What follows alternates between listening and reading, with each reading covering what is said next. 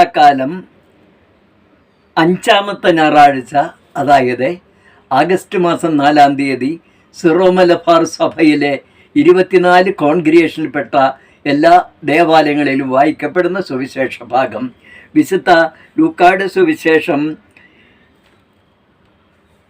11-ാം അധ്യായം 14 മുതൽ 23 വരെയുള്ള തിരുവചനങ്ങൾ. യേശുവും ബെൽസെബൂലും. അവൻ ഊമനായൊരു പിശാചിനെ ബഹിഷ്കരിക്കുകയായിരുന്നു.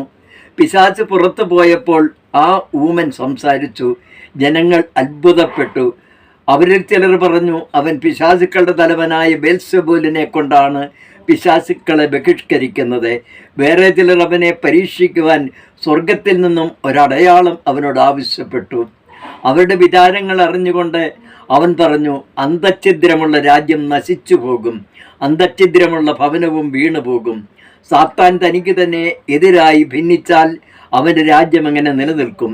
ഞാൻ ബേൽസെബൂലിനെ കൊണ്ട് പിശാചുക്കളെ പുറത്താക്കുന്നു എന്ന് നിങ്ങൾ പറയുന്നു. ബേൽസെബൂലിനെ കൊണ്ടാണ് ഞാൻ പിശാചുക്കളെ ബഹിഷ്കരിക്കുന്നതെങ്കിൽ നിങ്ങളുടെ പുത്രന്മാർ ആരെക്കൊണ്ടാണ് അവയെ ബഹിഷ്കരിക്കുന്നത്?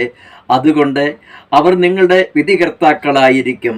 എന്നാൽ ദൈവകരം കൊണ്ടാണ് ഞാൻ പിശാചുക്കളെ പുറത്താക്കുന്നതെങ്കിൽ ദൈവരാജ്യം നിങ്ങളുടെ ഇടയിൽ വന്നു കഴിഞ്ഞിരിക്കുന്നു. ശക്തൻ ആയുധധാരിയായി അവൻ്റെ കൊട്ടാരത്തിന് കാവൽ നിൽക്കുമ്പോൾ അവൻ്റെ വസ്തുക്കൾ സുരക്ഷിതമാണ്.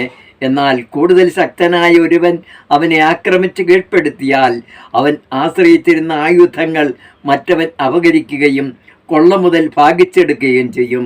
എന്നോടുകൂടെ അല്ലാത്തവൻ എനിക്കെതിരാണ്, എന്നോടുകൂടെ ശേഖരിക്കാത്തവൻ ചിതറിച്ചു കളയുന്നു.